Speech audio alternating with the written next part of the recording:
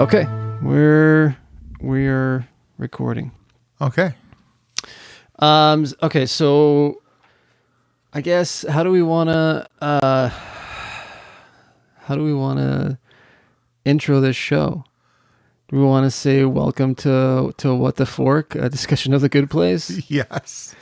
It occurred to me after abbreviating this recording session in my calendar that I can't do an abbreviation of the episode when I'm posting it because it's going to say WTF number, and that could cause some confusion from, WTF fans. From Papa Marin. From the patron saint of podcasting. I would like to interview the guy, so I don't want to cause any tension. But of course that's being very presumptive that it would ever get that far out. But you know who I was talking to? So let's start this off with, this is going to be sort of our intro episode to let people know what we're going to be doing and what we're going to be talking about, which is, of course, The Good Place, one of the best shows on television right now, and I would say could be ever. Yeah, I would definitely say 21st century. I know we're only 18 years into it, but right, I feel like we're hitting a peak early. It's just so fucking good, which I should ask, are we going to make this with my podcast? I just always have to hedge my bets and put an explicit rating. So which is interesting because we're talking about a show that has basically a Babel fish for cursing. Any crossover Hitchhiker's Guide to the Galaxy fans. But yeah, so I'm Jared Duran, and as far as my expertise goes, I have none other than being a connoisseur of pop culture and a lifelong television watcher, and particularly fan of the sitcom genre. And I do a number of other podcasts, too innumerable to mention at this point, probably. And I'm Jason Keil. I'm a self-proclaimed Ted Danson fan. I also write about music and culture for the Phoenix New Times.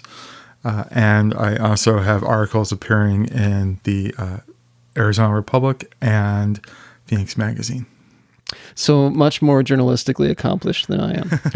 And I also am a fan of all of sitcoms in general as well, particularly those of the Michael Schur variety. Well, you're going through a rewatch of Cheers right now too, right? Yes. And where are you in that? I just ended season 8 and started season 9. And with that kind of concurrently running with us doing this podcast, are you comfortable saying which show you prefer? I prefer The Good Place. Yeah. Yeah. There have been lots of moments in Cheers, especially now that Rebecca has been in it for like 4 or 5 seasons now, where it doesn't hold up under the scrutiny of 2018 and being woke. Exactly. I'm getting that same feeling watching back through Frasier. Which, at some point I would actually like to start with Cheers and watch all the way through Frasier and see the progression of Kelsey Grammer, but it's gonna be a while before I can watch Frasier again. It's something that I remember just loving so much when I was watching it as it aired, and rewatching it, I'm like, this is still funny. I'm enjoying it, but there's just so much from like, you know what, that's pretty misogynistic. That's pretty homophobic. That's, all these different things that I wouldn't tolerate now, I don't think, in a new show. There's been a few Cheers episodes, in particular with Rebecca's shallowness, that just make me cringe. And it's hard to believe that of all the characters on that show, that Carla may be the most well-rounded character. Right? But she is. Yeah, she definitely is. So I don't know. I'm excited to be doing this podcast. It's something that I am a fan of the genre of the recap podcast. It'll be interesting to do an ongoing show. I have thus far only listened to recap podcasts for shows that have long since ended. So it's gonna be weird, I think, for me, I think probably for us, is that we're kind of starting from season 1 just as season 3 is beginning, and sort of like trying to keep the discussion within the episode, knowing the secrets and the twists that are coming. Right. And so we had talked about that briefly, I think, whether we start with the new season or whether we go back to the beginning. And I definitely suffer from some OCD tendencies, and I very much wanted to start back with episode 1. No, I think that's important. And especially since they're short seasons, they're only like 13 episodes a season. We'll get through them pretty quickly and catch up with the new season. And I think that also some benefit to that is that as we're discussing the new season, when we get to it, it'll be at that point, I think, safe enough to talk about it without spoiler alerts and so forth. Right. Exactly. That's what I was thinking about too. Is that it's interesting to watch it again, knowing what's coming, and especially in the first episode, right, with Kristen Bell just simmering, hiding what's about, the first twist that's about to come. Yeah, and just the amazing trick she pulls off by like 10 minutes into the episode, saying, "I don't belong here." That's an amazing feat of acting she does for about good 10, 12 minutes there. Yeah, it really is. I love this show. It's so good, and I'm looking forward to talking about it. If you're listening to this introduction to the podcast, feel free to disagree with any of our opinions or agree. If you agree, I always assume somebody's going to disagree with me. I went negative first. That's my go-to. But you can follow us on Twitter at something that I probably should have had written down, because I actually had started getting good about having all of the things that I need to mention up front. And then this time I didn't. That's totally apropos, is that our Twitter handle is @WhatTheForkPod. So you can follow us there and tweet at us, etc.